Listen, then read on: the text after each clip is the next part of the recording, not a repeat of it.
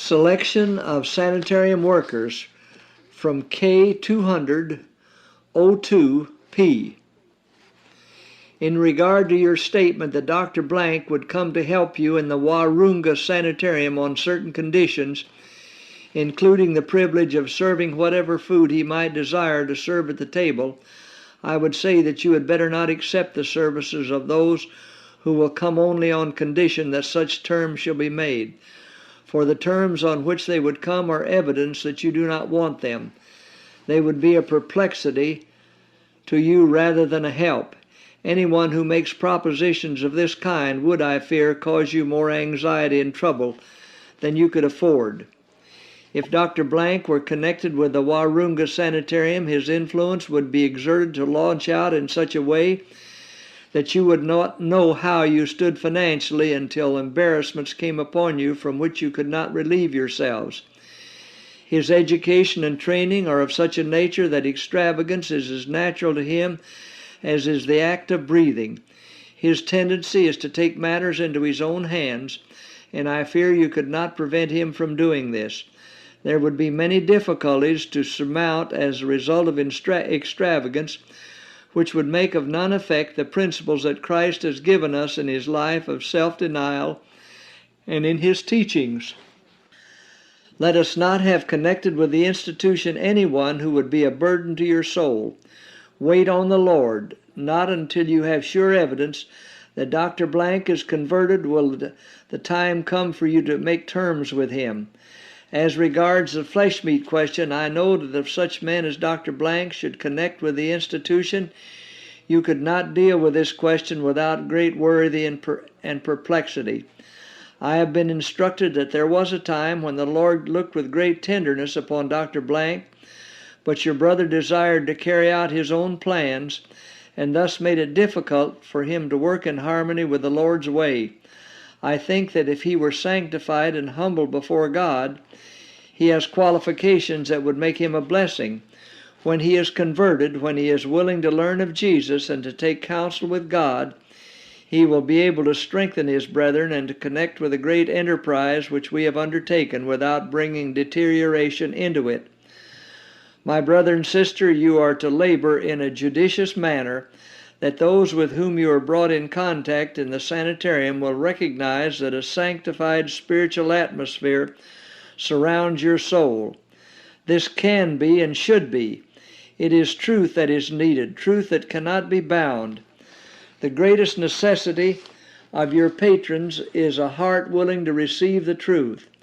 Some will decide to come to the sanitarium as the prodigal son determined to return to his father. These souls can be judiciously labored for and saved. Truth brought into the life experience is a saving power. If connected with the institution there were someone whose principles and words did not have a saving influence, he would testify against the sanctifying power of the truth. If a work were done by the Holy Spirit in the heart of such a one, he would rise to a higher, holier standard, where he could have a transforming influence upon the unbelieving patrons. Until Dr. Blank is converted, he would, if connected with your medical institution, undo the very work that the Lord desires to have done. In the sanitarium there must be a judicious ministration of the Word. Dr. Blank's influence would counteract this religious influence. God forbid this. I should be glad if Dr. Blank's heart, mind, and character could, by his own consent, be brought into pleasing captivity to the will of Jesus Christ. Please read and study the 3rd chapter of Colossians. It states plainly what we must do in order to leave on the minds of unbelievers an impression favorable to the truth. A few words more in regard to what you ought to do toward securing physicians and other helpers for the new sanitarium. Go to the Lord and to his written word. Do not connect with anyone who will prove to be a hindrance in spiritual things.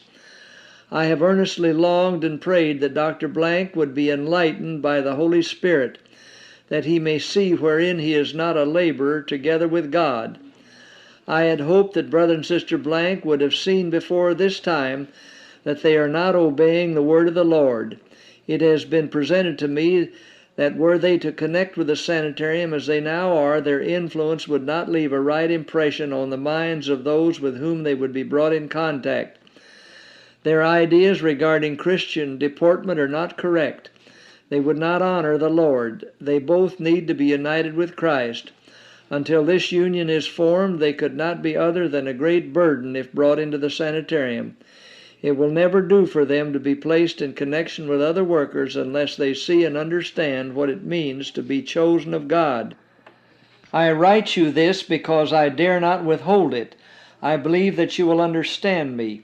I love these souls, but I know that until they are prepared properly to represent health reform to set a right example, they should not be connected with the sanitarium, for they would be a drawback to the success of its work. When they are prepared to meet the requirements of God, you will know it. They need a reconversion.